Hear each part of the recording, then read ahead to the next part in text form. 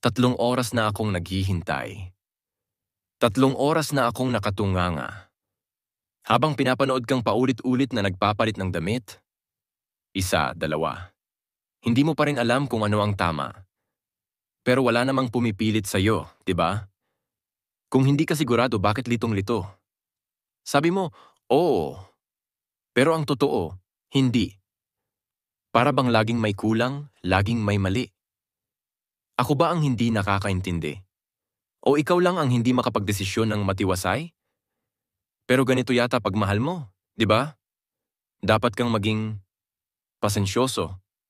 Oo, pasensyoso.